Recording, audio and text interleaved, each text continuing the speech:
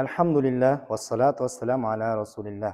Assalamu alaikum wa rahmatullahi wa barakatuh. Аллах Таала адамды сулуу, кооз кылып жараткан. Ал эми жин шайтандарды коркунучтуу, түрү суук, жийиркеничтүү кылып жараткан. Жана адамдарга жиндердин сүйүп кирип кетүүсүнүн бир себеби адамдардын жылаңач жүрүүсү. Баняга түшкөн учурларда, ажатканага кирген учурларда жана биздин бүгүнкү күндөгү маани бербеген көлгө жылаңач болуп жумалап жүргөн учурларда жада калса уктаар алдында, уйкудан тургандагы, кийим которуу убагында дагы дубаларга, эрежелерге көңүл бурбагандыктан жиндердин адамга сүйүп кирип кетет.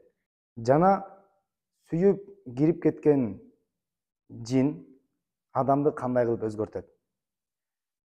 Аял кишиге эркек жиндер, эркек кишиге аял жиндер.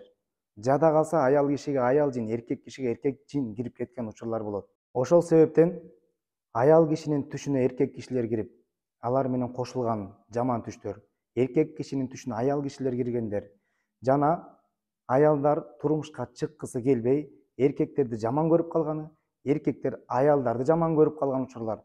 Жада калса азыркы айтып өткөн эркектер менен эркектердин, аялдар менен аялдардын жакшы көрүп калуусу дагы бул ушундай ашык болгон жиндерден болот.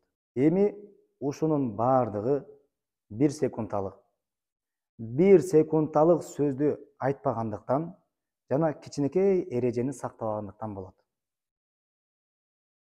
Бир секундталык сөз качан адам кийимин чечерде жана кийимин киерде сөзсүз түрдө бисмиллах деген сөздү айтыш керек. Анткени пайгамбарыбыз саллаллаху алейхи вассалам хадисинде бисмиллах деген сөз жин менен адамдардын ортосундагы тосмо болот деп айтат. Экинчи эреже кийим маселеси. Аллах Таала бизге аврат кылып берген уяттуу жерлердин баардыгын жаап жүрүү. Эркек кишилердин авраты киндиктен тизеге чейин болсо, аял кишилердин авраты уяттуу жери колунан, жүзүнөн жана бутунун кызылаштыгынан ылдый жеринин баардыгы тең аврат болуп эсептелет. Жана кийим которунган учурларда дагы эч ким жок болгон жерде дагы жылаңаш жүрбөө зарыл. Анткени эч ким жок жерде дагы жин шайтандардын толук болуштугу мүмкүн. Үйдө кийим которгондо, талаада кийим которгондо атайын бир материалды жамынып, же болбосо атайын раздевалкаларга кирип которунган абзел болуп эсептелет.